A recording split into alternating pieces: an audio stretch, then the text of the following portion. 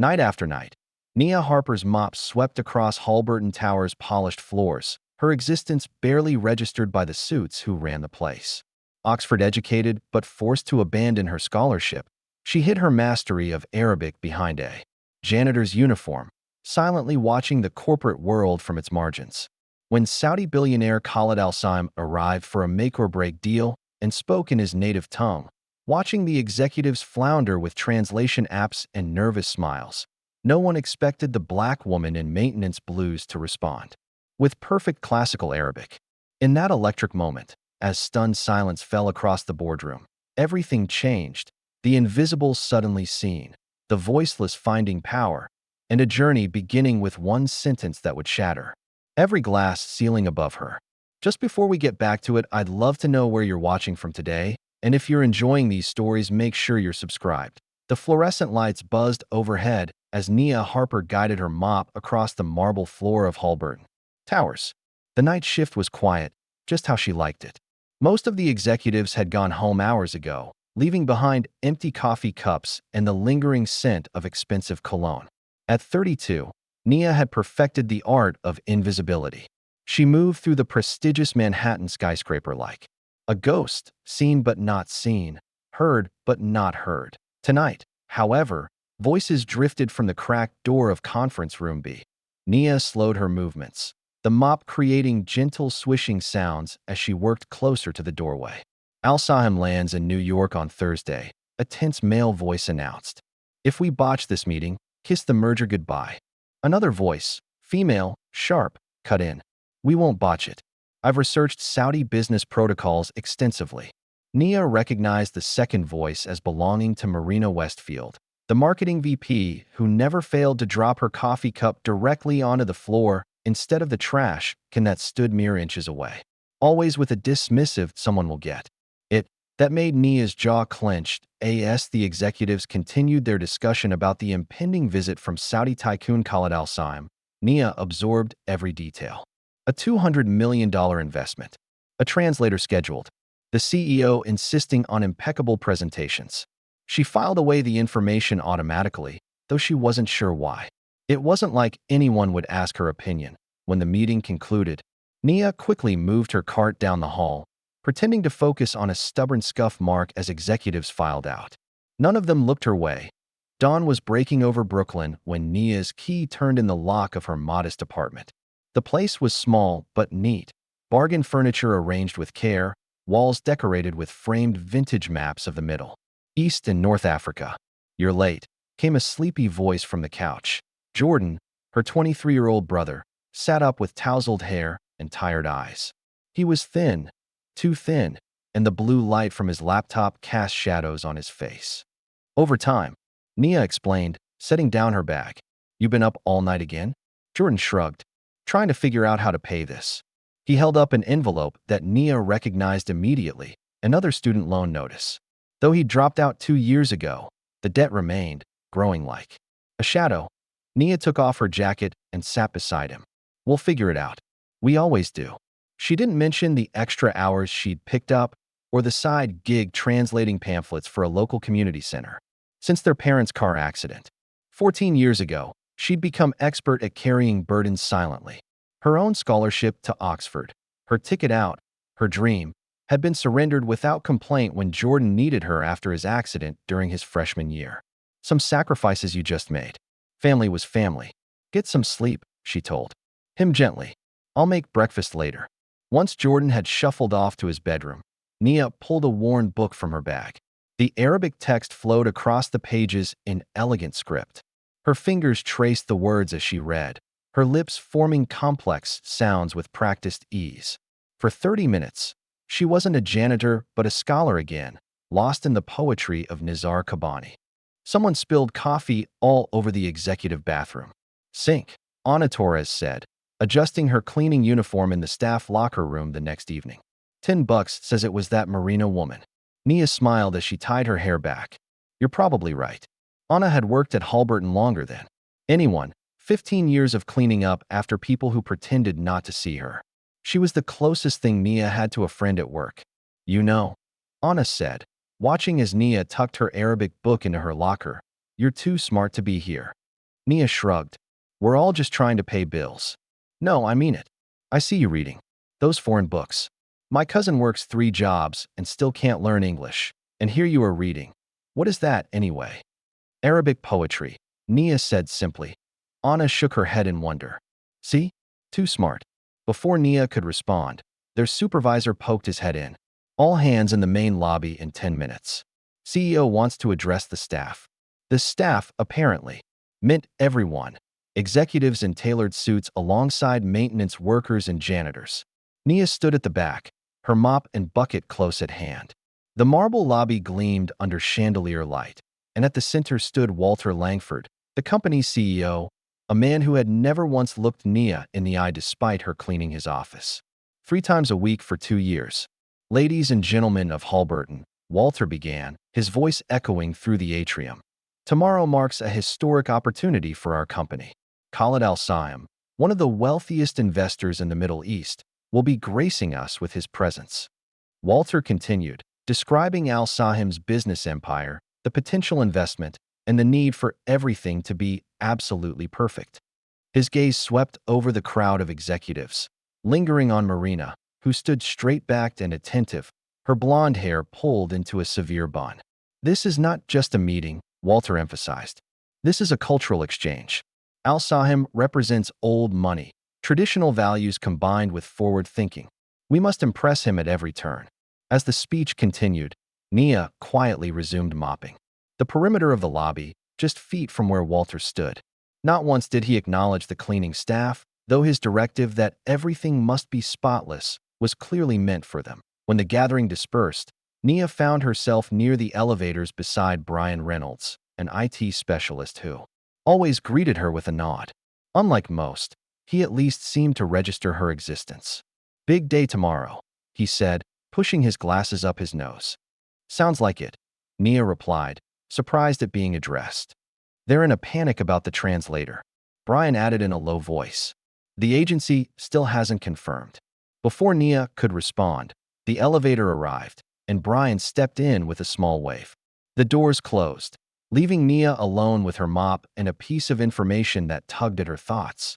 That night, Nia dreamed of Oxford. The honey-colored stone buildings, the libraries with their ancient books, her professors who had seen such promise in her.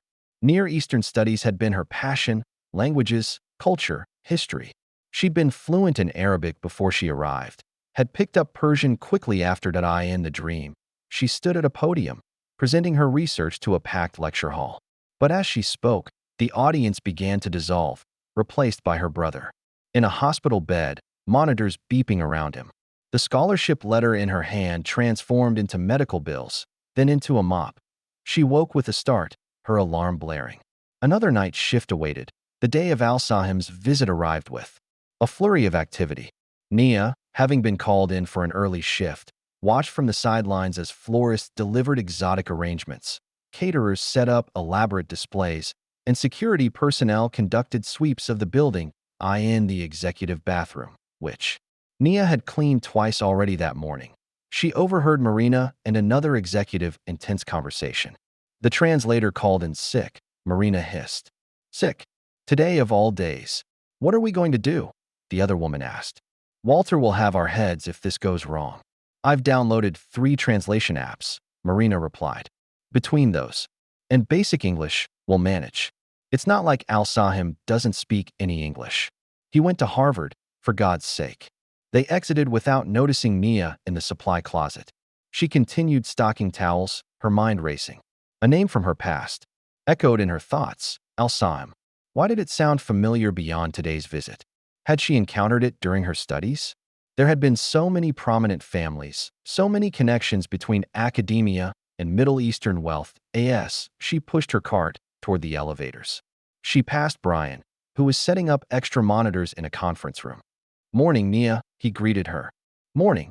She replied that a harried intern rushed past them, nearly colliding with Nia's cart. Brian steadied the young man with a hand on his shoulder. Whoa there. Where's the fire? Sorry, I can't find the West conference room, the intern gasped. I have to set up the translation equipment. Nia pointed down the corridor. Third door. On the right. The one with the blue carpet. The intern thanked her and hurried off. Brian gave Nia an appreciative nod. "Not everyone knows this place like you do," he said. "Thanks for helping him." It was a small moment, but the acknowledgement of her knowledge of anything beyond her ability to clean warmed Nia unexpectedly. The rest of the day passed in a blur of preparation. By late afternoon, an unusual stillness had fallen over the building, the calm before the storm. Nia found herself assigned to lobby duty, keeping the already spotless marble floor immaculate. As the hour of Al-Sahim's arrival approached, and then, at precisely 4 o'clock, the glass doors of Halberton Towers slid open, and Khalid Al-Sahim strode in. The lobby fell silent as Khalid Al-Sahim entered, flanked by his entourage. He moved with the easy confidence of a man accustomed to commanding rooms. Tall and distinguished in his perfectly tailored charcoal suit, he wore no traditional Saudi attire, yet carried himself with unmistakable cultural pride. Gold cufflinks caught the light as he extended his hand to Walter Langford. Nia, positioned near a column with her mop, observed the scene with quiet attention. Al-Sahim's security detail scanned the room professionally, while his business associates followed with tablets and portfolios. Outside, through the glass doors, cameras flashed as photographers captured the arrival of the Saudi Tycoon's motorcade, sleek black vehicles with diplomatic plates. "Mr. Al-Sahim," Walter gushed, pumping the man's hand enthusiastically. "What? An honor to welcome you to Halberton Towers." Al-Sahim nodded politely.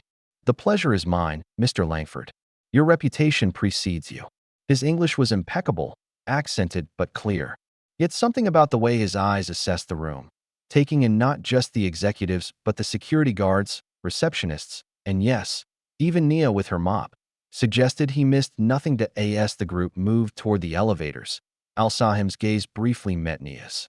A moment of curious assessment passed between them before he continued on, leaving Nia with a strange sensation of having been truly seen for the first time in this building. The initial meeting proceeded smoothly until a text message caused Walter to blanch visibly. Nia, refreshing water glasses in the conference room, glimpsed his phone screen. "Translator stuck in Chicago.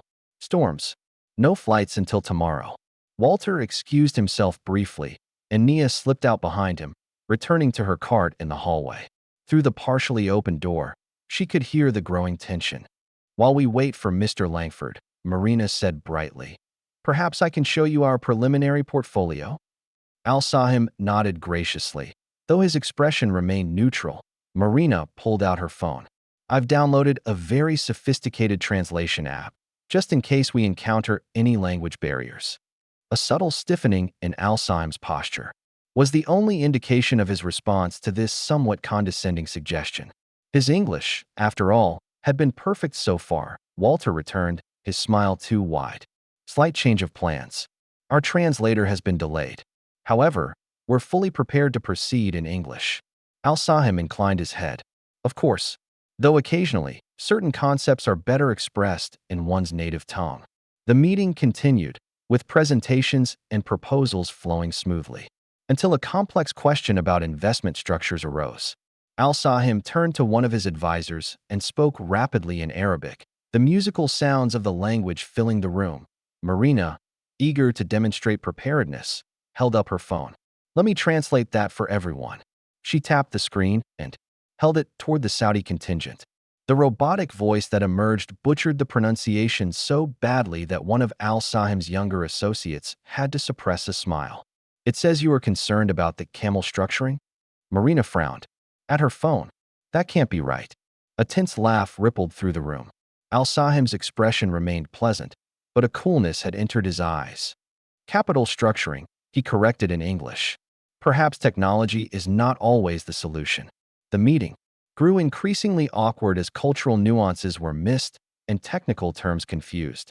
Nia, now polishing the glass wall that separated the conference room from the hallway, could feel the deal slipping away with each strained exchange. Then Al-Sahim said something that made her freeze. In fluid Arabic, he remarked to his advisor.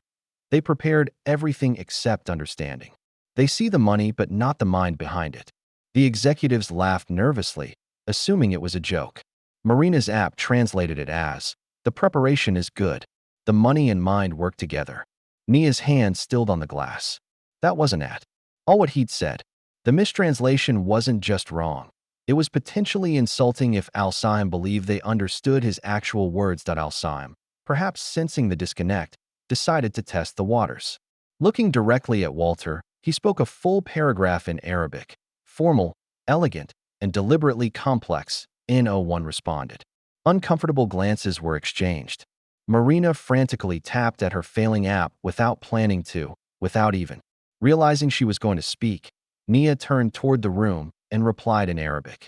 Her voice was soft but clear, her dialect formal and respectful. You honor us with your wisdom, sir. You say that true partnership requires more than shared profit. It requires shared understanding. That we must not build on shifting sands but on the solid ground of mutual respect and cultural intelligence. The room went completely silent. Every head turned toward the janitor with the mop in her hands. Khalid Al-Sahim's eyes widened slightly, the only break in his composed demeanor. Then, slowly, a smile spread across his face. Niam, he said. Yes, Marina recovered first. Well, isn't that cute? She laughed, the sound brittle. She must have memorized a phrase or two. Very multicultural of our cleaning staff. But Al-Sahim was already rising from his chair, his attention fully on Nia. He addressed her again in Arabic, this time with a more complex question about her background and training in the language. Nia responded fluently, explaining briefly that she had studied Near Eastern languages and culture academically. Her Arabic was not memorized phrases but the result of years of dedicated study. Walter Langford stood frozen, his expression oscillating between embarrassment and calculation. The Saudi billionaire was now engaged in animated conversation with a janitor while his executives looked on helplessly. Ms. Al-Sahim paused, looking at Nia expectantly. Harper, she supplied. Nia Harper. Ms. Harper, he continued in English for everyone's benefit. Would you be willing to assist us as interpreter for the remainder of this meeting? It seems you are the most qualified person in the room. Marina's face flushed crimson. Mr. Langford, surely we should wait for the professional translator. Ms. Harper appears to be quite professional. Al-Sheim interrupted smoothly. Unless there is some objection to her participation? All eyes turned to Walter, who looked like he'd swallowed something unpleasant. But the calculation in his eyes had won out over the embarrassment. No objection whatsoever, he said with a forced smile. Nia, please join us.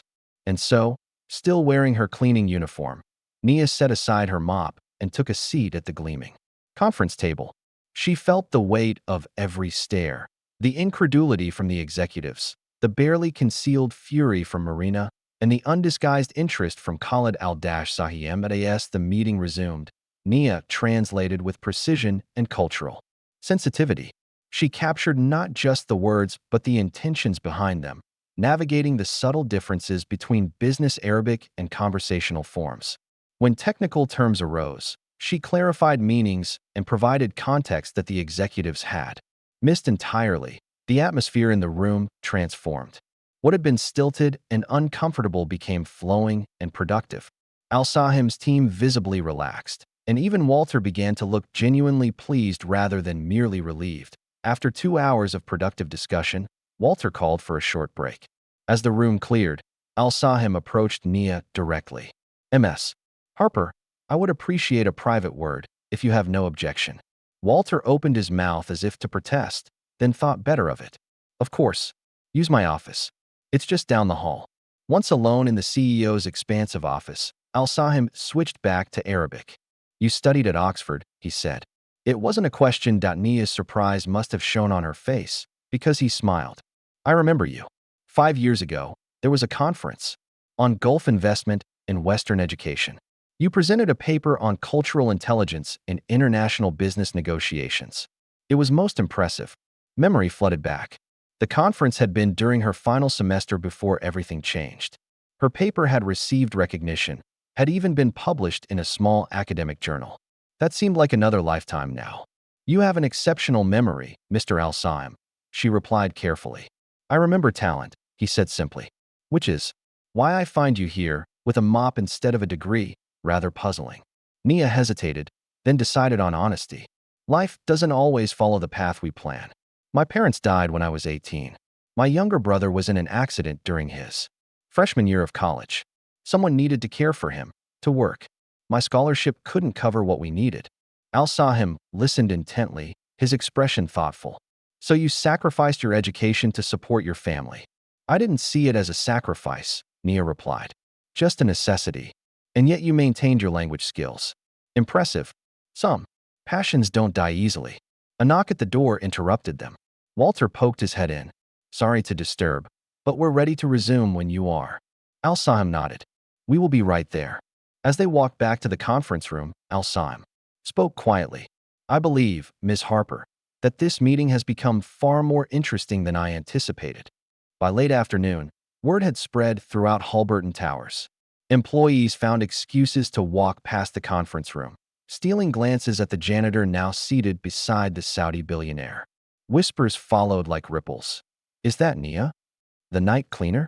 She speaks Arabic? What the hell is happening?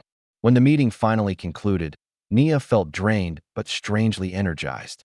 She had spent hours engaged in the kind of intellectual work she'd once prepared for, translating not just language but culture, helping bridge worlds that often misunderstood each other. As the Saudi delegation prepared to leave, Khalid Al-Sahim shook hands with each executive. When he reached Nia, he clasped her hand in both of his. Ms. Harper, he said in English, your assistance today was invaluable. I look forward to continuing our discussions tomorrow. With that, he and his entourage departed, leaving Nia standing. In the lobby surrounded by stunned executives, Walter cleared his throat. Well, Nia, that was unexpected. We'll need to talk about tomorrow's arrangements. Marina stepped forward, her smile not reaching her eyes. Yes, what a lovely surprise. Where did you learn to parrot Arabic phrases so convincingly? Nia met her gaze steadily. Oxford University, Ms. Westfield. I studied there before life took a different turn. She turned to Walter. If you'll excuse me, I need to finish my shift. And with quiet dignity, Nia returned to her cleaning cart. But as she pushed it toward the elevator, she held her head just a little higher than before. For the first time in years, she had been seen not for what she did, but for who she was. Behind her, the executives huddled in urgent conversation. Before the elevator doors closed, she caught Marina's final words. This changes nothing. She's still just the janitor. But Nia knew better. Everything had changed, and it had started with a single sentence spoken in Arabic and the courage to answer. Morning light filtered through the blinds of Nia's Brooklyn apartment. She hadn't slept much. The events of yesterday kept replaying in her mind. The stunned faces, Al-Sahim's recognition, the sudden shift from invisibility to the center of attention. Her phone had buzzed with texts from Anna asking what happened after rumors spread through the cleaning staff. Nia rubbed her tired eyes and headed to the kitchen, where Jordan sat hunched over his laptop, a half-eaten bowl of cereal beside him. Morning, he mumbled, not looking up. Hey, she replied, pouring herself coffee. You're up early. Jordan shrugged. Couldn't sleep. Got an idea for a coding project. A small smile touched Nia's lips. It had been months since she'd seen him excited about anything. Before she could respond, a knock sounded at their door. Unusual for 7:30 in the morning. Nia opened the door to find a courier holding a sealed, cream-colored envelope. Delivery for Nia Harper, he announced, handing her the envelope and a signature pad. Back in the kitchen, Jordan raised an eyebrow. What's that? You pay off a loan I don't know about. Nia examined the heavy paper envelope. No return address, just her name in elegant script. She slid her finger under the seal and pulled out a card embossed with gold lettering. It's from Khalid Al-Sahim, she said, her voice barely above a whisper. Jordan set down his spoon. The Saudi guy? From yesterday? Nia nodded, reading aloud. Ms. Harper, your assistance yesterday was invaluable. I would be honored if you would attend today's meetings as my personal interpreter. A car will await you at 9 a.m. Respectfully, Khalid Al-Sahim. Holy shit, Jordan breathed. Nia, what are you going to wear? The question crashed into her like a wave. What was she going to wear? She glanced down at her worn jeans, then toward her bedroom, where her cleaning uniform hung on the back of the door. Her wardrobe consisted of practical, comfortable clothes for work and home, nothing suitable for a high-stakes business meeting. I don't know, she admitted. I don't exactly have corporate attire. Jordan was already reaching for his phone. Call Anna. Maybe. She knows someone your size. I'll check what's in our emergency fund. Nia put a hand on his arm. Jordan, no. That money is for actual emergencies. He looked up at her, suddenly serious. Nia, you've been waiting tables and cleaning floors since you were 18, so I could have a shot at college. You gave up Oxford for me. If this isn't an emergency opportunity, I don't know what is. His words struck home. She squeezed his arm gently, then picked up her phone to call Anna. 2 hours later, Nia stood in Anna's apartment as her friend's sister Maria, a department store assistant manager, made final adjustments to a simple but elegant navy blue dress. It's last season's floor model, Maria explained, pinning the hem. Never sold because of a small snag I fixed. No one will know. The dress fit Nia perfectly after the quick alterations. With low heels borrowed from Anna and her hair swept into a neat bun, Nia hardly recognized herself in the mirror. You look like you belong in that boardroom, Anna declared, stepping back to admire her friend. Those executives won't know what hit them. As promised, a sleek black car waited outside at precisely 9 a.m. The driver nodded respectfully as he opened the door for her. Ms. Harper, he said, Mr. Al-Sahim sends his regards. At Halberton Towers, the atmosphere was electric with tension. Nia walked through the lobby where she had pushed her mop just yesterday, conscious of every eye that followed her. The receptionist, who had never acknowledged her before, sat up straighter. Miss Harper? They're expecting you in the executive conference room. The elevator ride to the top floor gave Nia precious moments to compose herself. She took deep breaths, reminding herself that she belonged here. Her knowledge was real. Her skills were valuable. The doors opened, and she stepped into the lion's den. Walter Langford and several executives huddled near the conference room, speaking in urgent whispers that ceased abruptly when they spotted her. Ah, Nia, Walter said, false warmth coating his words. We were just discussing the unusual situation. Behind him, Marina's face was a mask of barely contained fury. Walter continued, We've contacted an agency for a professional translator, but they can't send anyone until this afternoon. So for the morning session, Mr. Al-Sahim specifically requested Ms. Harper, interrupted a smooth voice. Khalid Al-Sahim approached from the conference room, extending his hand to Nia. Good morning. Thank you for coming. Nia shook his hand firmly. Thank you for the invitation. Marina stepped forward. While we appreciate Ms. Harper's assistance yesterday, today's discussions involve complex financial terms. Perhaps it would be best to wait for a certified translator. Al-Sahim's expression remained pleasant, but his eyes cooled. Ms. Harper's understanding of both language and cultural context proved exceptional yesterday. Unless she feels uncomfortable with financial terminology. He turned to Nia, who met his gaze steadily. I'm comfortable with the subject matter, she replied. My studies included economic development in the Gulf region. Walter clapped his hands together once. Well, that settles it. Shall we begin? The morning meeting proceeded with a smoothness that yesterday's had lacked. Nia translated Al-Sahim's words with precision, adding cultural context when necessary. The Saudi team responded positively, engaging more openly than before. Even Walter seemed genuinely impressed, though he kept glancing nervously at Marina, who sat rigid in her chair, tapping notes into her tablet with unnecessary force. During a coffee break, Nia stepped into the hallway for a moment of quiet. The plush carpet and wood-paneled walls were familiar. She'd cleaned them countless times. Yet standing here as a participant rather than maintenance staff felt surreal. She noticed Brian from IT approaching, coffee cup in hand. Hey, he said, his smile genuine. You're amazing in there. I had no idea you spoke Arabic like that. Thanks, Nia replied. It's been a while since I've used it professionally. Brian looked like he wanted to say more, but Marina emerged from the conference room, her gaze landing on them like a laser. Nia, she said with manufactured sweetness. Could I borrow you for a quick word?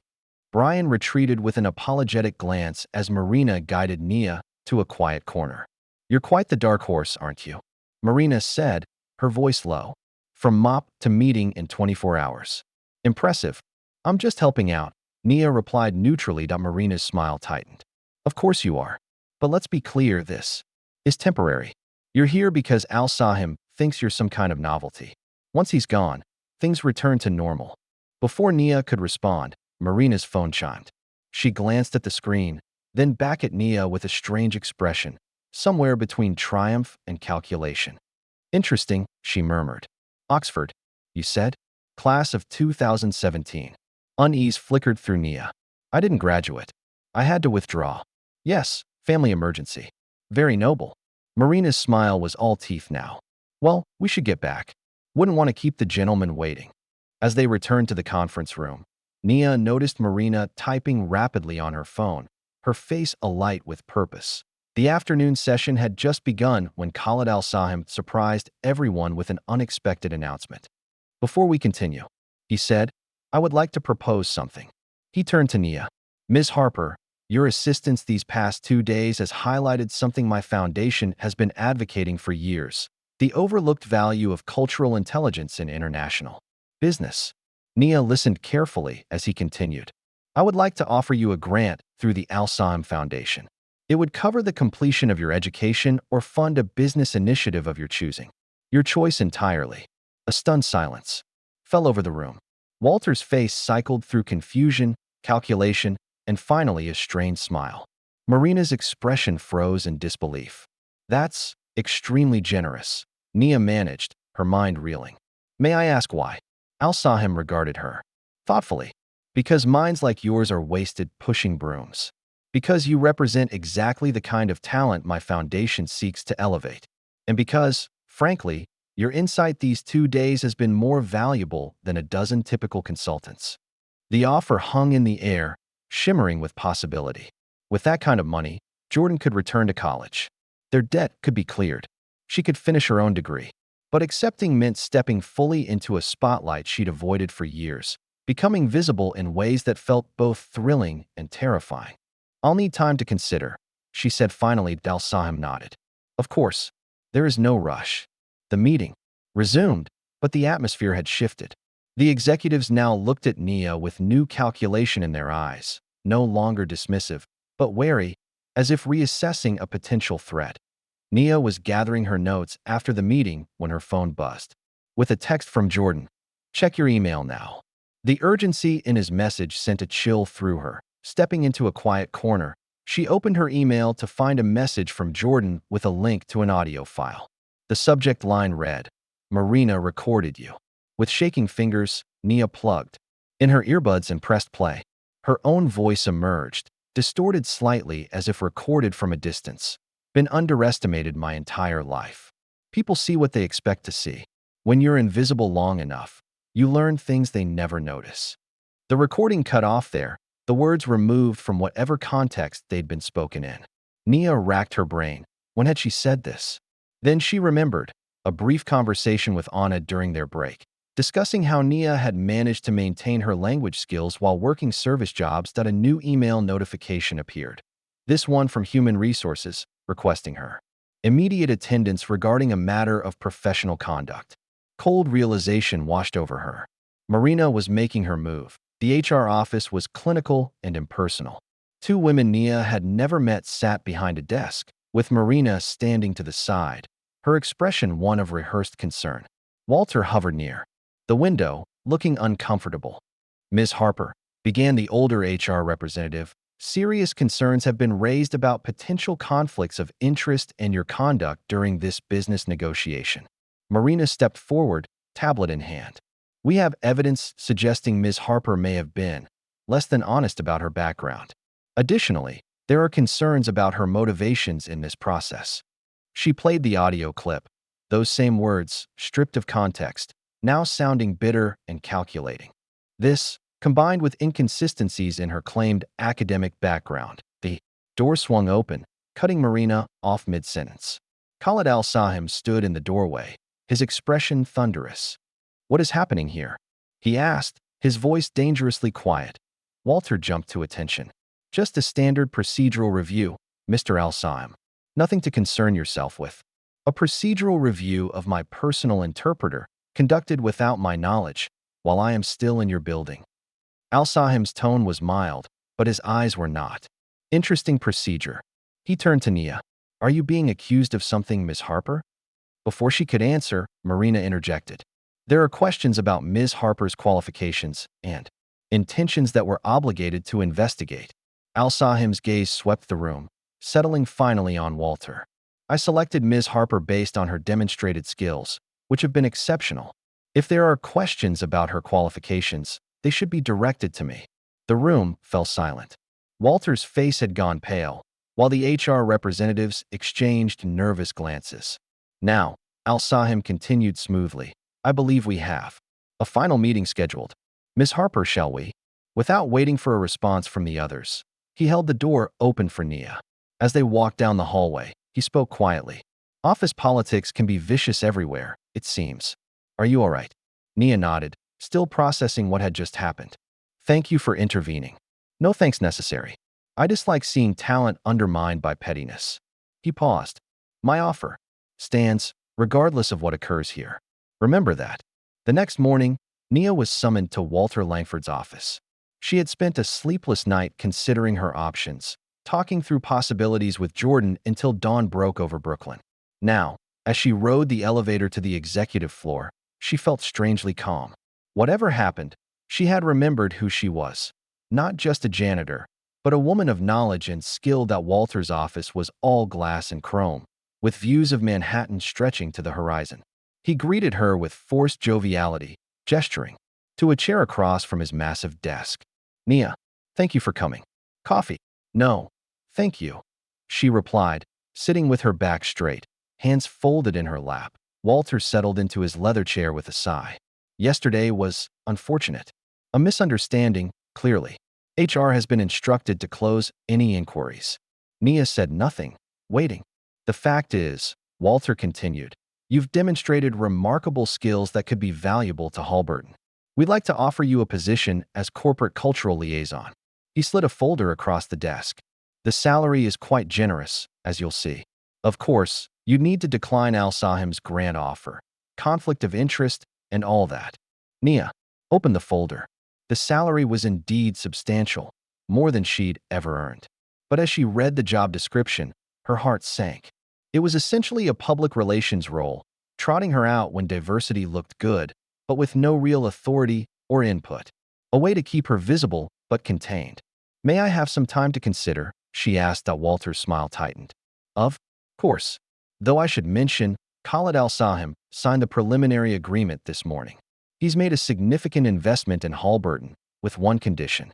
Nia raised an eyebrow. "What condition?" "That you be included in all future negotiations with his company." Walter's tone was light, but his eyes were not. "So you see, your decision affects more than just your career." The implication was clear: accept our offer, play by our rules, or risk tanking a major deal.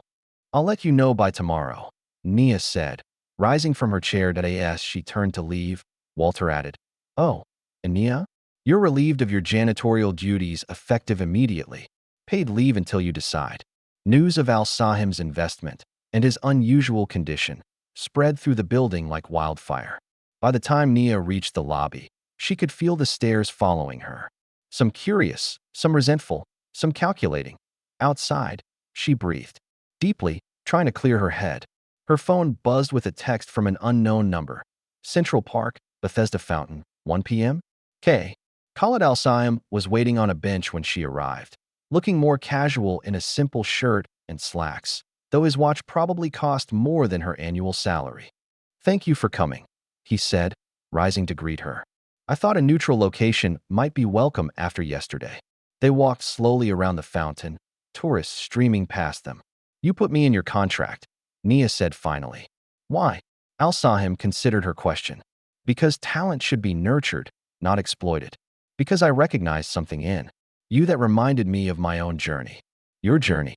Nia asked, surprised. "You're a billionaire tycoon." A smile touched his lips. "I wasn't always. When I first came to America as a student, people mocked my accent, my clothes, my manners. I was the Arab before I was Khaled. That's why I tested your boardroom that day, to see who would treat my words with respect, even when they didn't understand them." They paused by the water's edge. "You didn't just translate my words, Miss Harper. You preserved their dignity. That is rare." He turned to face her. "Halberton offered you a position, I assume?" Nia nodded. "Corporate cultural liaison. It sounds impressive, but it's really just a way to keep me visible but powerless." "And my offer? Have you considered it?" "I have," she admitted. "It would change everything for me and my brother." But I worry about strings attached. He finished for her. There are none. The grant is yours regardless of where you work. Though I hope you aim higher than being Halberton's token success story. His words cut to the heart of her hesitation. What would you do? She asked at Al-Sheim. Gazed across the park. I would remember that true power comes not from titles, but from being irreplaceable. If you join Halberton, do so on your terms, not theirs. If you don't, build something they will wish they had supported from the beginning. Jordan was coding when Nia returned to their apartment, his fingers flying over the keyboard with an energy she hadn't seen in months. Hey, he called, not looking up. How'd it go with the Saudi billionaire? Are we moving to a yacht? Nia smiled, dropping onto the couch beside him. No yacht, but we do need to talk. Jordan closed his laptop, giving her his full attention, something rare enough that she knew he sensed the importance of the moment. Halberton offered me a job, she began, and Khaled offered me a grant. Either way, things are going to change. Jordan's expression grew serious. What kind of change? The money kind? The opportunity kind? She hesitated. I need to know something. First, you dropped out of college. I always thought it was because of the cost, but was there more to it? Her brother's gaze dropped to his hands. A long silence stretched between them. I was depressed, he finally said, his voice barely audible. After Mom and Dad, after my accident, watching you give up everything for me. I couldn't handle it. The pressure, the guilt.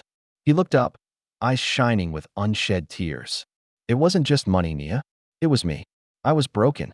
Nia moved closer, putting an arm around his shoulders. Why didn't you tell me? You were working. 3 jobs. Killing yourself to keep us afloat. How could I add to that? The weight of his confession settled between them. Years of unspoken truth finally acknowledged. I'm better now, he added. Started therapy at the community center. That's why I've been coding again. Trying to build something. Nia squeezed his shoulder. Whatever I decide about these offers, it's not just for me. It's for us. For the life we both deserve. Jordan nodded, then asked the question that had been hanging in the air. So what are you going to do? The following morning, Nia walked into Halberton Towers wearing the navy blue dress, her head held high. Employees stopped to stare as she passed, whispers following in her wake. She ignored them, heading straight for Walter's office. He greeted her with a broad smile. Nia, have you made a decision? I have, she replied, remaining standing even. When he gestured to a chair. I'm declining your offer. Walter's smile faltered. I see. That's disappointing. May I ask why? Because it's not what I'm worth, Nia said simply. And because I've accepted a better one. Walter's expression hardened. Al-Sahim's grant. You'd throw away a career here for charity? Not charity, she corrected him. Investment. And not just his grant. This morning, I accepted a position with the Al-Sheim Foundation as Director of Cultural Strategy for their new North American division. The shock on Walter's face was almost worth the years of invisibility. You can't. What about our contract? He insisted you be part of negotiations. And I will be, Nia assured him. From the other side of the table. As she turned to leave, she paused. One more thing, Walter. Marina manipulated that recording and you knew it. Remember that when she tries the same tactics against you someday. Word of Nia's new position spread quickly. By afternoon, she had received dozens of messages from Anna and other cleaning staff, from executives suddenly eager to connect, and most surprisingly, from Eleanor Watts, a board member who requested a coffee meeting to discuss mutual interests. As she cleaned out her locker in the staff room, Marina appeared in the doorway, arms crossed. Quite the Cinderella story, she remarked coldly. The janitor becomes a princess. Nia continued gathering her few belongings. Is there something you wanted, Marina? Just to understand how a cleaning lady with a half-finished degree managed to charm her way into a director position. Some of us worked our entire careers to reach that level. Nia closed her locker and turned to face Marina. Fully. You tried to erase me, she said quietly. You saw me as nothing but a broom to push aside. And it didn't work. She stepped closer, her voice low but clear. I won't destroy you, Marina. I'll do something worse. I'll outlive you in this place. Long after you've moved on, they'll still be talking about the day a janitor silenced a boardroom. Marina stared, momentarily stunned into silence. You don't have to like me, Nia continued. But you won't erase me. Not anymore.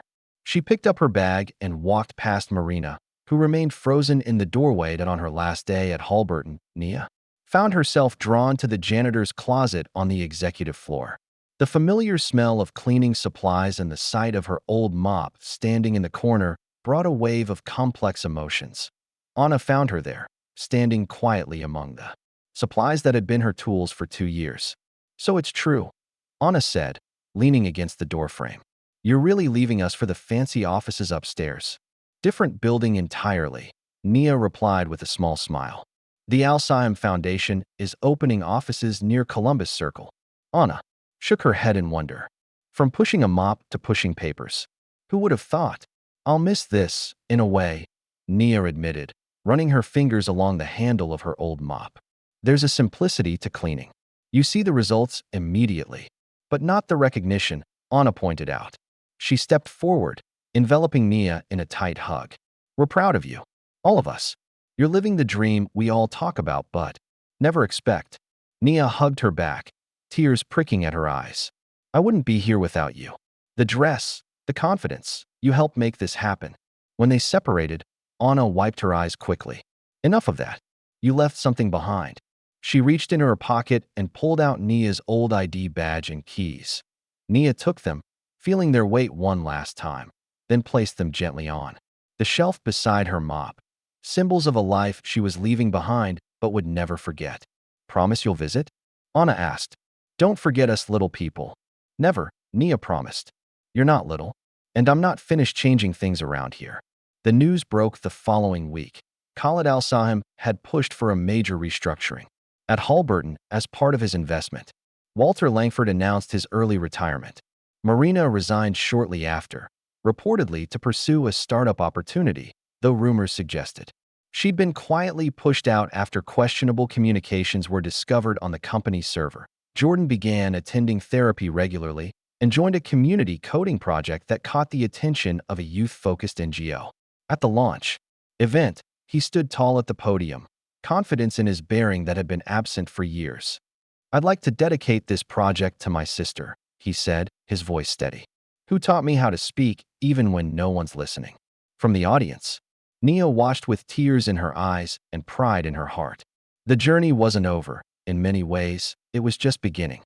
But for the first time in years, they were both moving forward instead of simply surviving. 1 month later, Nia sat in her new office overlooking Columbus Circle. The space was modest but bright, with framed maps on the walls and a small bookshelf. Already filled with texts in multiple languages, on her desk sat a familiar Arabic poetry book, the one she'd carried in her cleaning cart for years. Beside it lay a new employee training manual for Halberton Towers. On its cover, a case study title caught the light: The Nia Harper Principle, Talent in Plain Sight. She opened it to find her own story, sanitized and corporate approved, but there nonetheless, being used to teach new hires about recognizing potential in unexpected places. A knock at her door interrupted her thoughts. Eleanor Watts, the board member who had reached out to her, stood in the doorway. "May I come in?" the older woman asked. Nia gestured to the chair across from her desk. "Of course." Eleanor settled herself, studying Nia with shrewd eyes. "I've been following your progress. The foundation is lucky to have you." "Thank you," Nia replied. "Though I imagine Halberton isn't thrilled about how things turned out." A smile touched Eleanor's lips. "On the contrary, your story has generated more positive press than our last 3 product launches combined. Sometimes losing is winning in disguise." She leaned forward. "Which brings me to why I'm here. The board is implementing a new initiative identifying internal talent that's been overlooked. We'd like your input." "Why me?" Nia asked. "I don't work for Halberton anymore." "Precisely why we need you," Eleanor replied. "You saw the company from the ground up. You know where the real talent hides." She paused. "You don't owe us anything, Nia, but this could help people like you. People cleaning floors while holding degrees, answering phones while speaking 5 languages." Nia considered the offer, thinking of Anna and the other staff who had supported her. "I'll help," she decided. "But on one condition: the program needs to include educational support for maintenance and service staff. Real opportunity, not just lip service." Eleanor nodded. "I think that can be arranged." She rose to leave, then turned back. "You know, Most people in your position would have taken Walter's offer and the easy path. You chose to rebuild on your own terms. That takes courage. After Eleanor left, Nia turned to the window, watching the city spread out before her. From janitor to director in a month. A transformation so rapid it still felt dreamlike. Yet the woman staring back at her in the reflection wasn't new at all. She had always been there, waiting for the moment to speak. Her phone chimed with a message from Khaled. Ready for next week's meeting? Halberton's new CEO seems eager to impress you. Nia smiled. The broom was gone. Her name was now on the door. And this was just the beginning. Nia's transformation from janitor to director had become the talk of New York's business world. As she settled into her new office at the Al-Sheim Foundation, the morning sun illuminated the copy of Business Innovator magazine on her desk. Her own face looked back at her beneath the bold headline. From janitor to powerhouse, the voice. That changed the room. The article detailed her remarkable rise, describing her as the embodiment of untapped potential hiding in plain sight. It was surreal to see her life story laid out in glossy print, even if the narrative had been polished to emphasize inspiration over struggle. Nia was placing the magazine in her drawer when her assistant knocked lightly on the open door. Your 10 o'clock is here, Samantha announced. And this was just delivered for you. She handed Nia a plain envelope with no return address. Thank you, Nia replied. Give me 2 minutes, then send them in. Once alone, Nia opened the envelope. Inside was a single note card with typed text. Stay in your place. Not everyone appreciates a janitor who forgets her station. A chill ran through her. She turned the card over, finding nothing else. No signature, no clue to its origin. She slipped it into her desk drawer as her meeting arrived, forcing a smile. That didn't reach her eyes. The following week, Nia led a virtual negotiation between the Al-Sheim Foundation and Halberton's new leadership team. The meeting was being live-streamed to Khaled and several board members who couldn't attend in person. As you can see from the projections, Nia explained, switching to Arabic to address Khaled directly. The cultural exchange program would begin with a pilot in 3 major cities. She was about to continue when the audio cut out. The screen showing Khaled's team went black, then flickered back with a connection lost message. The Halberton executives shifted uncomfortably. Technical difficulties, Nia said smoothly. Let's take 5 minutes while IT resolves this. As the room cleared, Brian from Halberton's IT department rushed in, looking flustered. Someone deliberately severed the connection, he said, avoiding her eyes. The system logs show it was done internally, using an executive access code. Can you trace whose code was used? Nia asked. Brian hesitated before answering. It came from Marina Westfield's account, but she left the company weeks ago. Her credentials should have been disabled, Nia noted. They were, Brian confirmed, still not meeting her gaze. Someone reactivated them temporarily. Nia watched him work, noticing the tension in his shoulders. Is everything okay, Brian? You seem uncomfortable. He glanced up briefly, then back to his tablet. It's nothing. Just, things are different now. Different how? You were the janitor, he said quietly. Now you're directing million-dollar initiatives. Some people think it's happening too fast. It's weird. The word stung more than Nia expected. I see, she said, keeping her voice neutral. And what do you think? I think I need to fix this connection, he replied, effectively ending the conversation. The meeting resumed without further incident, but Nia felt a new awareness of the undercurrents flowing against her. The sabotage was subtle but clear. Someone wanted her to fail, to confirm their belief that her rise was undeserved. That evening, Nia reviewed the security footage with Halberton's head of IT security. The timestamps showed tampering just minutes before the failure, but the camera covering that section of the server room had been temporarily disabled, too precise to be coincidence. The logs definitively show Marina's credentials, the security chief confirmed. But she's filed a complaint claiming her account was hacked. Without visual confirmation, it's difficult to prove otherwise. Nia considered her options. She could push for a full investigation, but that might appear vindictive, playing into the narrative that she was using her new position to settle old scores. Document everything, she decided, but hold off on escalating for now. On her way out, she passed Eleanor Watts in the lobby. Nia, the older woman called. A moment. Eleanor guided her to a quiet corner. I heard about the technical issues today. Not very subtle, was it? You think it was deliberate? Nia asked. I know it was. Eleanor replied bluntly. The question is, what will you do about it? Nothing, for now. I don't want to give anyone ammunition. Eleanor nodded thoughtfully. Smart. But be careful. The board is watching closely. They're impressed by you. And that makes some people nervous. Which brings me to why I wanted to catch you, she continued. We'd like you to present to the full global board next month. Your vision for the partnership, where you see opportunities. Nia felt a flutter of both excitement and apprehension. I'd be honored. Good, Eleanor said with a small smile. We're something memorable. I suggest deep green. It projects growth and stability. With a knowing look, she added, and it complements your complexion beautifully. Nia found herself thinking about Eleanor's advice as she prepared for the board presentation. She selected a tailored emerald green suit that projected confidence without ostentation. The color reminded her of the Arabic book covers she'd treasured. During her Oxford days, Jordan whistled appreciatively when she emerged from her bedroom. Look at you, corporate warrior princess. Too much? She asked, smoothing the jacket. Not enough, he grinned. You should have a cape. Nia laughed, grateful for his lightness. The past weeks had seen a remarkable change in her brother. His therapy sessions were showing results, and the coding community he'd joined had given him purpose. Just yesterday, he'd launched a mentorship program for younger students interested in tech. How was your meeting with the students? She asked. Jordan's face lit up. Amazing. There's this kid, Darnell, reminds me of myself before everything. He's brilliant but doesn't know it yet. He hesitated. I think I'm helping him. It feels good.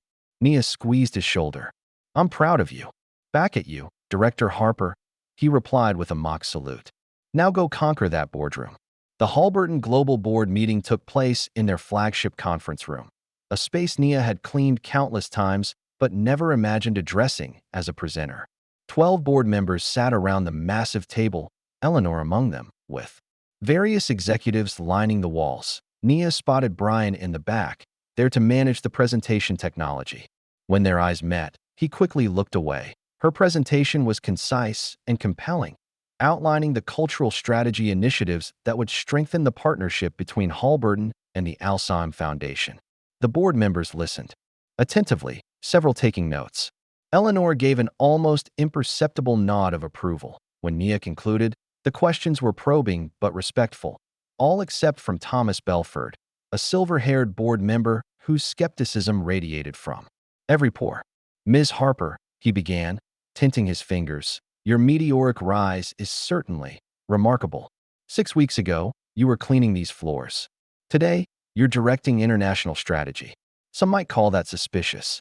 The room tensed. Eleanor shot Thomas a warning glance. What exactly is your question, Mr. Belford? Nia asked calmly. My question is about qualifications, he replied. What exactly makes you worthy of the position you now hold? Before Nia could respond, the door opened, and a distinguished older man entered. The board members straightened immediately. Professor Hadid, Eleanor greeted him. Thank you for joining us. The man nodded graciously. My apologies for the interruption. I was informed my presence was requested. Nia stared in shock. Standing before her was Professor Ahmed Hadid, her former Arabic linguistics professor and mentor from Oxford. Eleanor turned to Nia. We took the liberty of inviting Professor Hadid to provide context on your academic background. I hope you don't mind. Professor Hadid's eyes found Nia, and recognition dawned. Ms. Harper, he said warmly. It has been far too long. He addressed the board. If I may answer Mr. Belford's question, Nia Harper was one of the most promising students I encountered in 30 years of teaching. Her grasp of not just Arabic language, but the cultural nuances that inform effective communication was exceptional. He turned to Nia. I still use your paper on translation ethics in my advanced seminars. It continues to be relevant. Thomas Belford cleared his throat. That's all very flattering, Professor, but it doesn't explain the unusual circumstances of her advancement. Professor Hadid raised an eyebrow. Mr. Belford, in my experience, true talent rarely follows conventional paths. Ms. Harper didn't just translate words during her academic career. She translated intentions, contexts, the unspoken currents beneath formal language. That skill is invaluable in global business, far more than many credentials I could name. The tension in the room dissipated, replaced by thoughtful consideration. Even Thomas seemed momentarily subdued. After the meeting, Professor Hadid approached Nia. When Eleanor Watts contacted me, I could hardly believe it. The brilliant student who disappeared suddenly was now directing cultural strategy for the Al-Sheim Foundation. Life took unexpected turns, Nia replied, emotion tightening her throat. Indeed it did, he agreed. But perhaps now it's returning to its proper course. That evening, Nia's phone rang with an unknown number. She answered to hear Khalid Al-Sahim's voice. "Ms. Harper," he said without preamble. "I've received concerning information. Someone is attempting to discredit you online." Nia's stomach tightened. "What kind of information?" "Anonymous posts questioning your background. Leaked transcripts showing a course you apparently failed to complete. Insinuations that you are a plant with fabricated credentials." Nia closed her eyes briefly. The transcript would be from the semester she withdrew when Jordan's accident had forced her to abandon her studies. On paper, it would look like failure rather than the impossible choice it had been. "What should I do?" she asked. "Nothing," Khaled replied firmly. "They fear what they cannot control. That's why they fight it. But remember, your dignity is your defense. We will handle this professionally and discreetly." His tone shifted, becoming almost paternal. "This is unfortunately common when outsiders disrupt established systems. I faced similar resistance when I first expanded into American markets." After the call ended, Nia sat in her darkened apartment, thinking about invisible barriers and the cost of breaking them. The path forward wasn't just about her success anymore. It was about making sure that path remained open for others. The following evening, Nia was surprised to receive a dinner invitation from Eleanor Watts. They met at a small, elegant restaurant away from the financial district. "I wanted to speak privately," Eleanor explained as they were seated, away from corporate ears. Over appetizers, Eleanor shared her own story, rising through male-dominated banking in the 1980s, facing barriers both subtle and explicit. "The tactics change," she said, "but the resistance to outsiders remains." "Is that how they see me?" Nia asked. "An outsider? You're worse," Eleanor replied with a knowing smile. "You're a mirror. You reflect what they could have seen if they'd bothered to look beneath the surface." "That's threatening." She leaned forward. "You don't owe us gratitude, Nia. Not for finally recognizing what was always there. But don't let yourself become who they think you are. Show us who you are." The morning of the board vote, Nia arrived early at Halberton Towers. Eleanor had informed her that her proposal, an internal global leadership fellowship for overlooked employees, would be decided today. The program would identify talent from service and support roles, providing education and advancement opportunities. Eleanor met her in the lobby, impeccable in a tailored suit despite the early hour. "Ready for the vote?" "As ready as I'll ever be," Nia replied. "Any predictions?" "It'll pass," Eleanor said confidently. "Thomas will object on principle, and Marina will." "Marina?" Nia interrupted. "She's not on the board." Eleanor's expression shifted. "No, but she's been invited to speak against the proposal. She's claiming it's financially unsound and requesting the right to present an alternative." Nia absorbed this news silently as they rode the elevator to the boardroom. Inside, the board members were taking their seats. Marina sat at the side table, immaculate in a red dress that matched her lipstick, a portfolio open before her. The chairperson called the meeting to order. Eleanor presented the fellowship proposal, emphasizing both its social impact and business benefits. When she finished, all eyes turned to Marina. "Thank you for the opportunity to address the board," Marina began smoothly. "While Ms. Watt's proposal is admirable in theory, it diverts substantial resources to an unproven concept. I've prepared an alternative that achieves similar diversity goals while maintaining fiscal responsibility." She outlined a much more limited program, essentially a PR exercise rather than genuine opportunity. When she finished, she remained standing, her expression triumphant. The chairperson thanked her, then turned to Nia. "Ms. Harper, would you like to respond?" Marina's face registered surprise as Nia approached the podium. Clearly, she hadn't expected Nia to be present, let alone given the right to rebut. "The difference between these proposals," Nia said calmly, "is simple. One seeks to change appearances. The other seeks to change reality. One treats diversity as a checkbox. The other recognizes it as a competitive advantage. She turned to face the board directly. 6 weeks ago, I was pushing a mop outside this very room. Not because I lacked ability, but because systems failed to recognize it. How many others like me are cleaning your offices, securing your buildings, answering your phones? The fellowship isn't charity. It's strategic talent acquisition from an overlooked pool. The vote proceeded. Thomas Belford opposed as expected. 2 others abstained. The remaining 9, including Eleanor, voted in favor. The fellowship would proceed with full funding. Marina's face was a mask of controlled fury as she gathered her materials. When she passed Nia in the hallway after the meeting, she didn't speak, but her glare conveyed everything words could not. That evening, Halberton hosted a gala celebrating the partnership with the Al-Sheim Foundation. The company's atrium had been transformed with elegant lighting and flowing fabrics that echoed Middle Eastern design sensibilities. Nia circulated through the crowd, accepting congratulations on both the fellowship approval and the successful partnership. She was discussing implementation details with Eleanor when her phone vibrated with an email notification. The sender was anonymous, the subject line ominous. Meet me in the archives. Tonight. Bring no one. Eleanor noticed her expression. Problem? I'm not sure, Nia replied. Showing her the email, Eleanor frowned. Could be a trap. Marina wasn't happy about today. Or it could be information, Nia countered. Someone who can't come forward publicly. After brief deliberation, they devised a plan. Nia would go to the archives, a rarely used room in the building's lower level where physical records were stored, but Eleanor would be nearby, monitoring from the adjacent room with security on standby. The archives were dimly lit and smelled of old paper. Rows of filing cabinets and shelves created a labyrinth of shadows. Nia moved cautiously through the space, her heels echoing on the concrete floor. Hello, she called softly. A figure emerged from behind a tall shelf.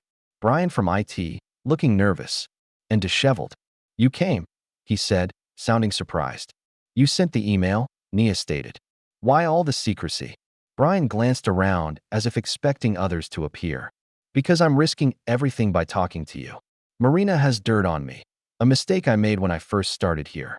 Nothing illegal, but enough to get me fired if the wrong people found out. He ran a hand through his hair. She blackmailed me into helping her. The server issue during your presentation? The leaked transcript?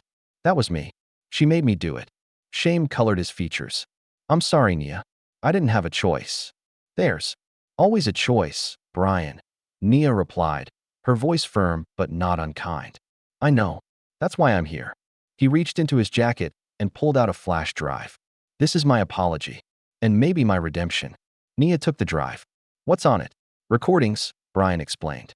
Marina's meetings with representatives from Vertex Capital. She's been trying to tank the Al-Sahim deal to position her own startup for funding. There's email evidence too, all proving she was working against Halberton's interests while still employed here. Nia stared at the small device in her palm. If this goes public, her career is over, Brian finished. At least in this industry. The weight of this power felt uncomfortable in Nia's hand. With these recordings, she could destroy the woman who had tried repeatedly to undermine her. It would be justified. Marina had manipulated, lied, and sabotaged without remorse. Why give this to me? Nia asked. Why not go to HR or legal directly? Brian looked down. Because I'm compromised. And because you deserve to decide what happens. She hurt you the most. Later that night, Nia sat in Khaled's hotel suite, the flash drive connected to her laptop. They had just finished reviewing the last of the recordings, damning evidence of Marina's duplicity. She violated numerous contractual obligations, Khaled observed, not to mention ethical boundaries. Yes, Nia agreed quietly. You seem troubled. By this opportunity, Khaled noted. Many would celebrate having such leverage over an adversary. Nia closed the laptop. I keep thinking about what it would accomplish. Would exposing her make the fellowship more successful? Would it change the culture at Halberton? Or would it just satisfy my desire to see her face consequences? Khaled considered her words. Revenge is loud, he said finally. Justice is strategic. The difference lies in what each accomplishes beyond personal satisfaction. He rose, walking to the window overlooking the city lights. Whatever you decide, remember that your actions will set the tone for your leadership. How you handle enemies defines you more clearly than how you treat allies. The next morning, Nia requested a private meeting with Marina. They met in a small conference room at Halberton, neutral territory for a conversation that was anything but neutral. Marina arrived with her usual confident stride, though her eyes betrayed wariness. This is unexpected. What could we possibly have to discuss? Nia placed the flash drive on the table between them. This contains recordings of your meetings with Vertex Capital, your attempts to undermine the Al-Sahim partnership while still employed here. The color drained from Marina's face, quickly replaced by a flush of anger. You're bluffing. I've reviewed the content thoroughly, Nia replied evenly. As has Khalid Al-Sahim. Marina's composure cracked slightly. What do you want? Money? A public apology? Neither, Nia said. I want you to understand something. She leaned forward. You tried to erase me, and it didn't work. I won't destroy you. I'll do something worse. I'll outlive you in this place. Long after you're gone, the fellowship bearing my name will still be changing lives. She stood, leaving the flash drive on the table. This is your copy. There are others. What happens next depends on your future choices, not your past ones. Marina stared at her, stunned into silence. We're done here, Nia said, turning to leave. At the door, she paused. Oh, and Marina? The next time you try to blackmail an IT specialist, make sure they don't have more technical skill than loyalty to you. That weekend, Nia visited the community center where Jordan's coding program was flourishing. Young students clustered around. Computers, Jordan moving between them with patient guidance. When he spotted Nia, he waved her over to meet his students. This is my sister, he told a bright-eyed boy of about 12. The one I told you about. The janitor who became a boss. The boy asked with undisguised awe. Nia smiled. Something like that. Later, as they watched the students work, Jordan nudged her shoulder. I'm dedicating the program at next month's showcase, he said. To you. Jordan, no, you built this yourself. He shook his head. I'm dedicating it to my sister, who taught me how to speak even when no one's listening. Because that's what you did, Nia. You kept speaking your truth, even when the world tried to silence you. The following week brought significant changes to Halberton. Khaled pushed for a corporate restructure as part of his investment conditions. Walter Langford, who had been semi-retired since the initial deal, announced his full retirement. More surprisingly, Marina resigned to pursue entrepreneurial opportunities, though industry insiders noted that Vertex Capital had suddenly withdrawn. Its interest in her startup, Nia's path through Halberton, was different now. Where once she had moved invisibly with her mop and cart, she now walked confidently to meetings about the fellowship's implementation. The same employees who had looked through her now sought her attention that on her way to meet Eleanor, Nia passed the janitor's supply closet where she had spent countless hours. On impulse, she stepped inside, the familiar smells bringing a rush of memories. Her old mop still stood in the corner, awaiting its next user. She traced her fingers along the handle, remembering late nights, aching feet, and the strange freedom of invisibility. That chapter was closed now, but it had shaped her in ways she was only beginning to understand. Anna found her there, surprise registering on her face. Nia, what are you doing in the cleaning closet? Feeling nostalgic. Just remembering. Nia replied with a small smile. Well, don't get too comfortable. You belong in the big offices now. Anna's eyes grew serious. We heard about the fellowship. Is it true? Janitorial staff can apply. Not just apply, they're prioritized, Nia confirmed. The first cohort starts next month. Anna's eyes filled with tears. You did that for us. With you, Nia corrected. I wouldn't be here without you. Before leaving, Nia took her old badge and keys from her pocket. She'd kept them as a reminder and placed them gently on the shelf beside her former mop. A symbolic gesture, letting go of one identity to fully embrace another. As she stepped out of the closet, she knew she wasn't just leaving behind a job. She was closing the door on a version of herself that had served its purpose. The woman who had hidden her light was gone. In her place stood someone who had learned that sometimes the most powerful act was simply to speak. Even when no one expected to hear your voice. 3 months had passed since Nia's confrontation with Marina. The Halberton Fellowship program was thriving, with its first cohort of 20 employees, including 5 from the maintenance staff, receiving training, education support, and mentorship. Nia's work at the Al-Sheim Foundation had expanded to include cultural strategy initiatives across North America, her reputation growing steadily in international business circles. That on a crisp autumn morning, Nia sat across from Khalid Al-Sahim in his temporary New York office. Floor-to-ceiling windows offered panoramic views of Central Park, its trees ablaze with red and gold. "I've been impressed with your work these past months," Khalid began, sliding a folder across the polished table. "Which is why I'd like to offer you a new opportunity." Nia opened the folder to find details of a position she hadn't anticipated. Director of Global Cultural Strategy for the Al-Sheim Foundation, based in Riyadh, Saudi Arabia. "This would mean relocating," she observed, scanning the document. "Yes," Khalid confirmed. "The position oversees our international initiatives from headquarters. It's the most senior cultural role in the foundation." The salary and benefits were extraordinary, far beyond her current compensation. But it wasn't the money that made Nia's heart race. It was the scope of the work, the chance to build something truly global. "Why me?" she asked directly. "You have advisors with decades more experience." "Experience isn't always measured in years," Khalid replied. "You possess something rarer, authentic understanding of both privilege and its absence. You've lived in multiple worlds. That perspective is invaluable for the work we do." He leaned forward slightly. "Take some time to consider. This isn't a decision to rush."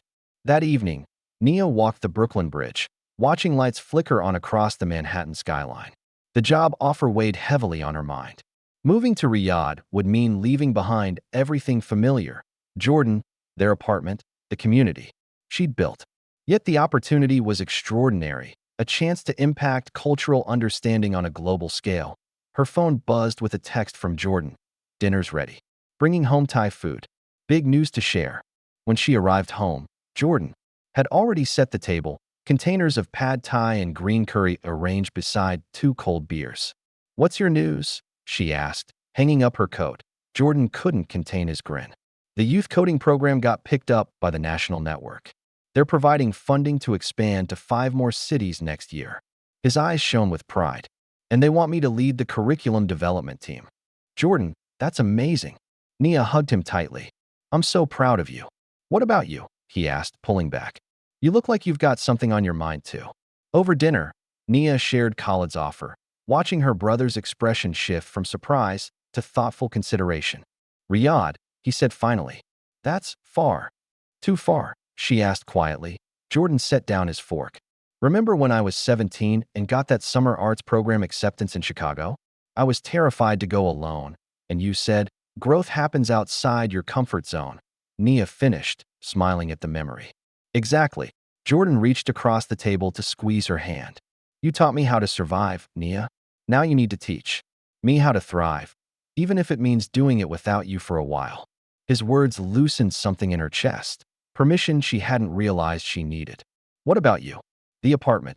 I'm a grown man with a job and a purpose now," he reminded her. "I'll be fine. Maybe I'll even get a roommate. Cut the rent in half." They talked late into the night, reminiscing about their journey from orphaned siblings to the people they were becoming. For the first time, Nia allowed herself to imagine a future beyond the boundaries she'd accepted for so long. The next morning, Nia made an unexpected stop at Halberton Towers. The janitorial staff was just finishing their morning shift, gathering in the break room before heading home. "Nia," Anna exclaimed when she walked in. "What brings you here so early?" "I wanted to talk to all of you," Nia replied, looking around at the familiar faces, men and women who had worked alongside her, who had seen her at her most invisible. "I've been offered a position in Riyadh," she announced, leading global strategy for the Al-Sheim Foundation. Murmurs of surprise filled the room. Anna's eyes widened. "Saudi Arabia? That's halfway around the world." "It is," Nia acknowledged. "And I wanted your opinions before I decide." The room fell silent.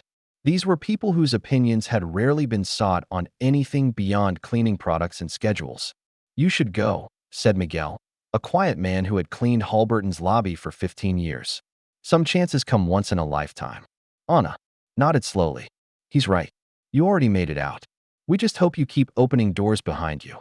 One by one, Her former colleagues offered encouragement, not with sadness or resentment, but with genuine pride. They had witnessed her journey from its beginning, had seen her push that mop while carrying dreams too big for the uniform she wore. The fellowship will continue, Nia promised, and I'll be back to meet every new cohort.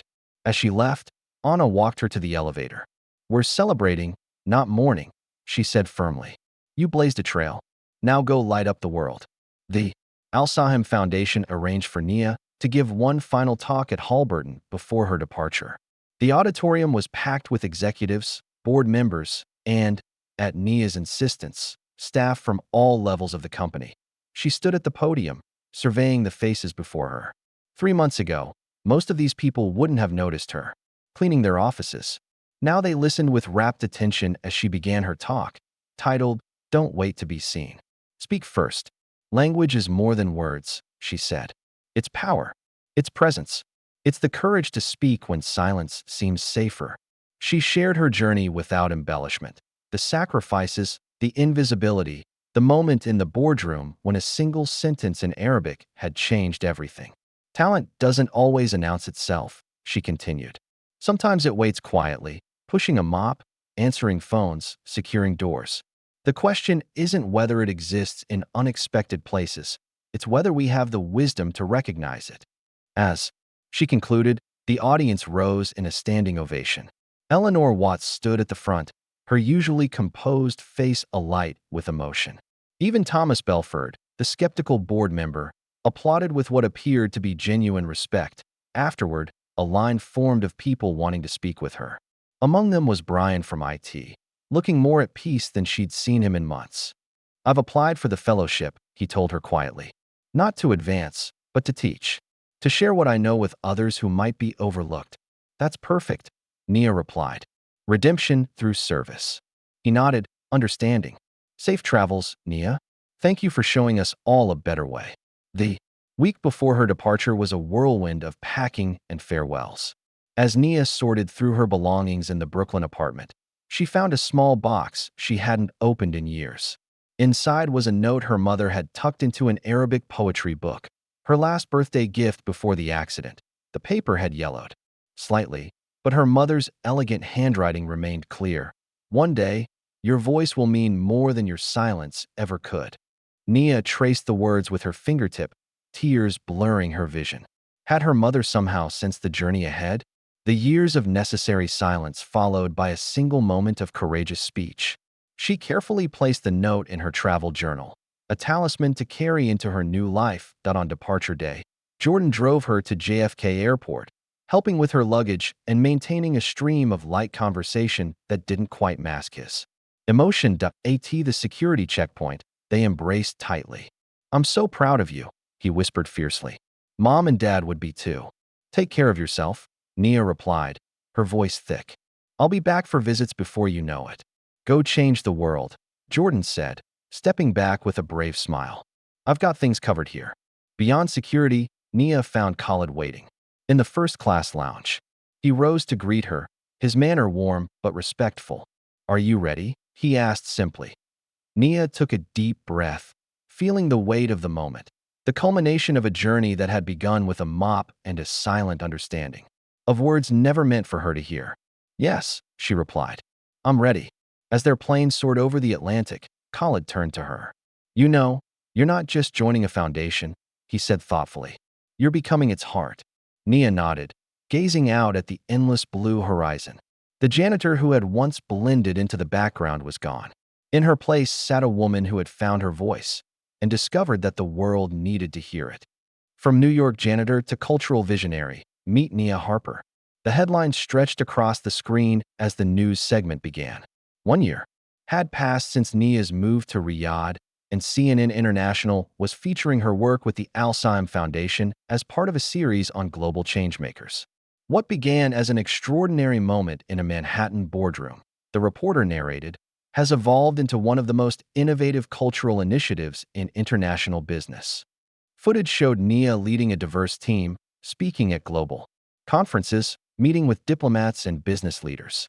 Her confidence was evident, her presence commanding without being domineering.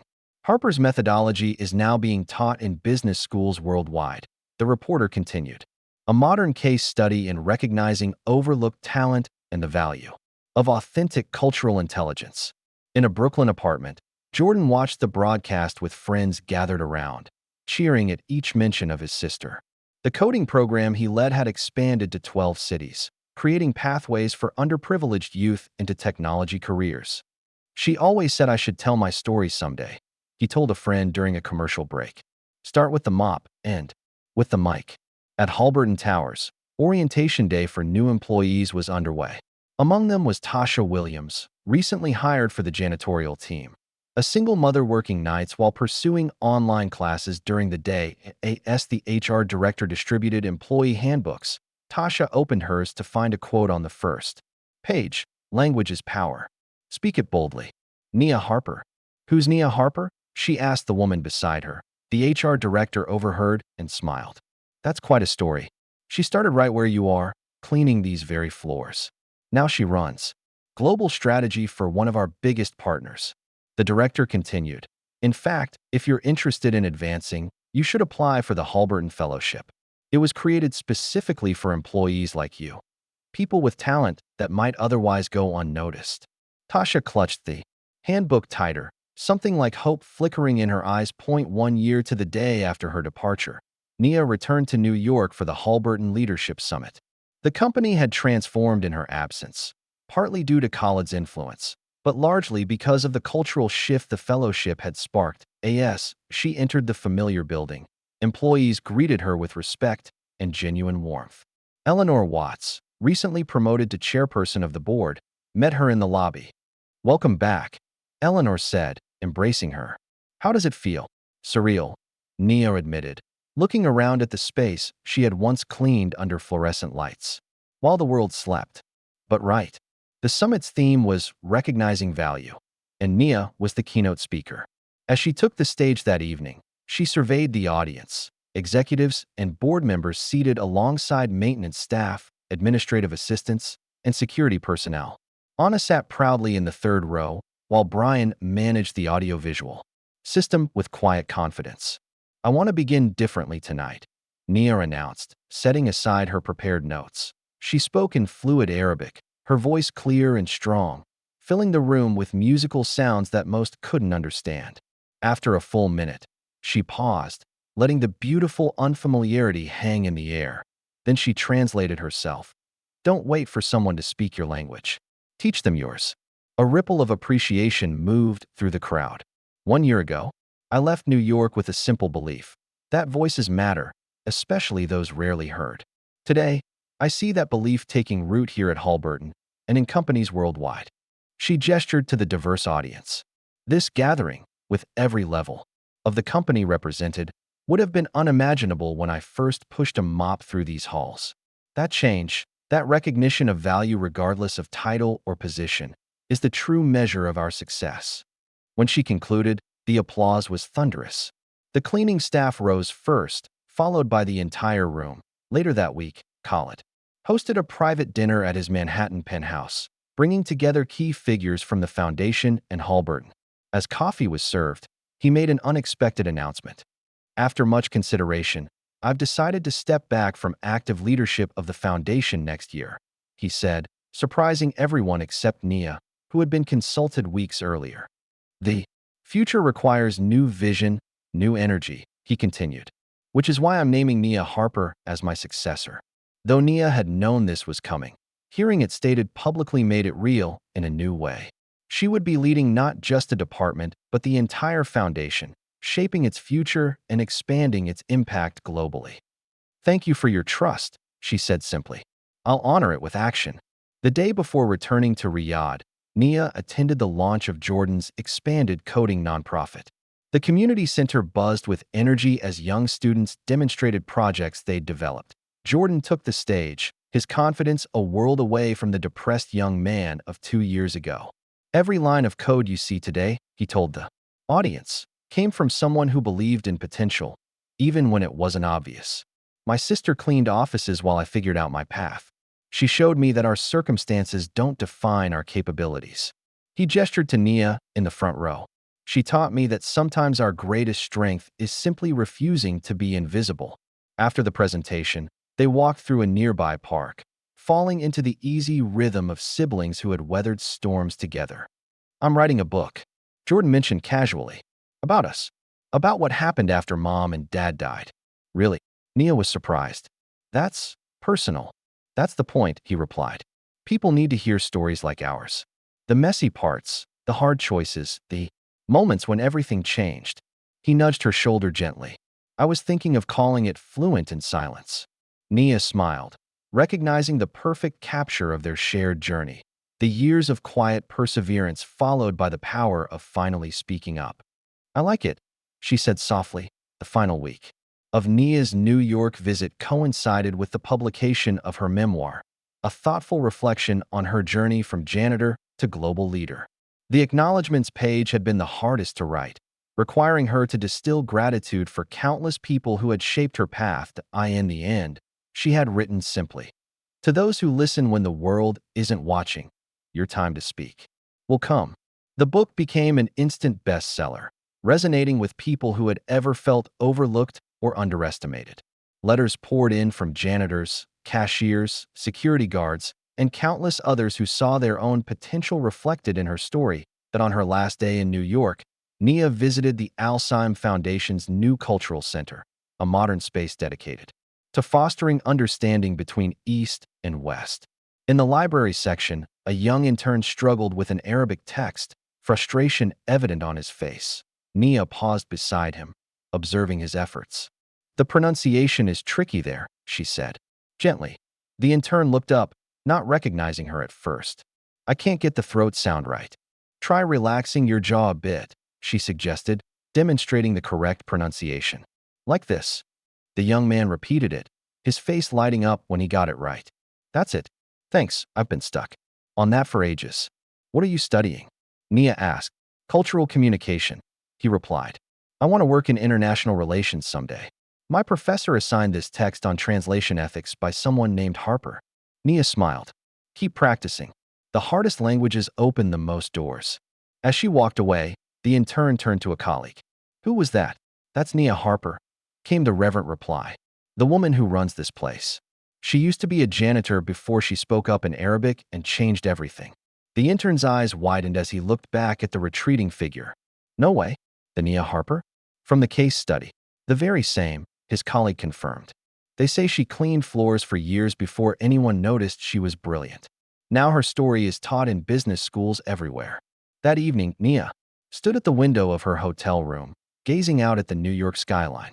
The city glittered below, the same view she had once glimpsed while cleaning executive offices late at night. Pressing her palm against cool glass that separated her from a world that seemed unreachable, her phone chimed with a message from Khaled. Safe travels tomorrow. The foundation awaits its future. She typed a response. Thank you for seeing what others missed. His reply came quickly. You did the hard part. You spoke. Nia smiled, remembering the moment that had changed everything.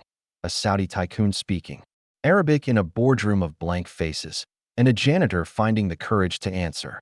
She had traveled far from that day, yet in many ways, her journey was just beginning. There were still voices waiting to be heard, talent hiding in plain sight, barriers to be dismantled. Her work, her true work, was to ensure that others would not need to wait as long as she had for their moment to speak. As night deepened over the city, Nia thought about the young intern in the library, struggling with Arabic pronunciation. She thought about Tasha, the new janitor at Halberton, discovering possibilities she hadn't known existed. She thought about Jordan, transforming his pain into purpose. These were the echoes of her voice, rippling outward, touching lives she would never know, opening doors she would never see.